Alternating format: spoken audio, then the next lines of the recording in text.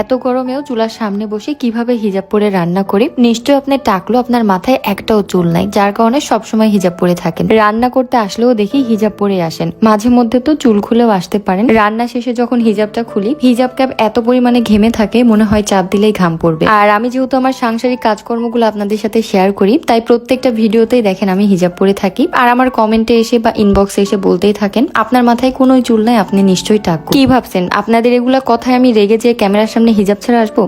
কোনোদিনও না। আপনারা আমাকে যত কথাই বলেন না কেন, আমি কোনোদিনও হিজাব খুলবো না। এভাবে যদি আমাকে ভালো লাগে বা ভালোবাসতে পারেন তাহলে আমাকে দেখবেন, আর যদি ভালো না লাগে তাহলে তো ইগনোর করার অপশন আছে। তারপরও বারবার এসে এইভাবে কমেন্ট বা ইনবক্সে এসে বলবেন না যে আপনি টাক্কু, আপনার মাথায় চুল নাই তাই হিজাব পরেন। যাই হোক, আজকে শরীরটা ভীষণ খারাপ, দাঁড়িয়ে রান্না করার মতো কোনো শক্তি নাই, তাই ভাবছি আজকে চুলাটা নিচে নামিয়ে বসে বসে রান্না বান্না করব। আর কালকে যেহেতু ভাই চলেও যাবে, তাই ভাবলাম আজকে ভালো মন্দই রান্না করি। ঈদের জন্য ভাইয়ের প্রাইভেটও ছুটি হয়েছে, তাই ঈদ করতে ভাই একবারে বাসায় চলে যাবে, তাই ভাবলাম আজকে ভালো মন্দ কিছু রান্না করি। যদিও ভাই আমাকে একবার বলেছিল আমার হাতের গরু মাংসের চুইঝাল খাবে। বড় বোনের কাছে সব আবদারই করা যায়, বড় বোন তো মায়ের মতো। আর আমার ছোট ভাই আবদারটা করেছে, না পূরণ করলে আমার ঘুমিয়ে আসবে না। গরুর মাংসের সাথে সাদা পোলাও রান্নার জন্য চাল খুঁজে বেড়াচ্ছিলাম, কোন চিপায় যে চাল রেখেছি নিজেও ভুলে যাই। এদিকে তো চাল বের করতে যেয়ে দেখি মাত্র 1.5 পটি হয়েছে। কিছুই করার নেই, এখন এই 1.5 পটি রান্না করব। সবাই মিলে ঝুলে একটু করে খেলেই হবে। যাই হোক, একদিকে মাংস তুলে দিয়েছি আর একদিকে পোলাও। ভাবলাম চুইঝাল গুলো কেটে ধুয়ে রেখে দিই। আর আমার বাড়িতে সবাই গরুর মাংসের চুইঝাল, হাঁসের মাংসের চুইঝাল খুবই পছন্দ করে। দেখা যায় সবসময় একরকম ভাবে গরুর মাংস রান্নাটা খেতে চায় না, তাই মাঝে মধ্যে আমি চুইঝাল দিয়ে রান্না করি।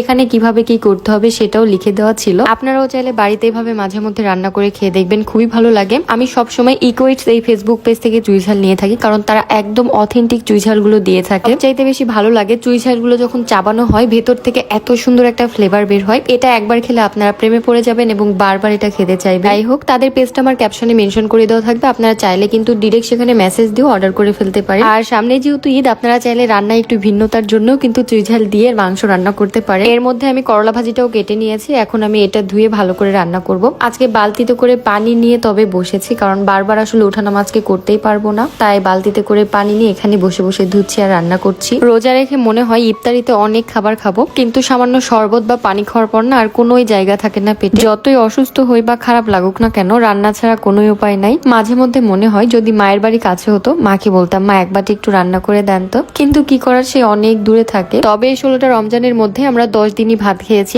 আপনারাও কি ইফতার শেষে গরম গরম ভাত খেতে পছন্দ করেন? যারা ভাত খান তারা আমাকে একটু কমেন্ট করে জানিয়ে দিবেন। আমিও আসলে ইফতার শেষ করে গরম গরম ভাত নিয়ে বসে পড়ি। যাই হোক, একদিকে ইফতার রেডি করছি আর একদিকে রান্না বান্নাও কমপ্লিট করছি। আমার তো চুইঝাল দিয়ে গরু মাংস রান্না একদমই কমপ্লিট, আর এটা হচ্ছে ফাইনাল লুক। কি যে মজা লাগে যখন চুইঝালের এই ডাটাগুলো চাবানো হয় না, এত সুন্দর একটা ফ্লেভার বের হয়। এটা আসলে আপনারা নিয়ে খেয়ে দেখলেই বুঝবেন। আজকে এত বেশি গরম ছিল, রান্না করতে করতে আমি পুরা ঘেমে একদম শেষ। মনে হচ্ছিল আমি ঠাস করে পড়েই যাব, মাথা এত ঘুরছিল। যাই হোক, এটা হচ্ছে আমার চুইঝালের ফাইনাল লুক। আর ইফতারি শেষ করে আমরা আজকে চুইঝাল দিয়েই খাবো। তার আগে আমি প্রতিদিন যাকে ইফতারি দিই তাকে আগে ইফতারিটা দিয়ে আসছিলাম, কারণ একটু পরে আজান দিয়ে দিবে। আর আজান শেষে দেখেন আমরা সবাই তো প্লেটে আগে চুইঝালি তুলে নিয়েছি, আর খাওয়া দেখলেই বুঝবেন কতটা মজা হয়েছে।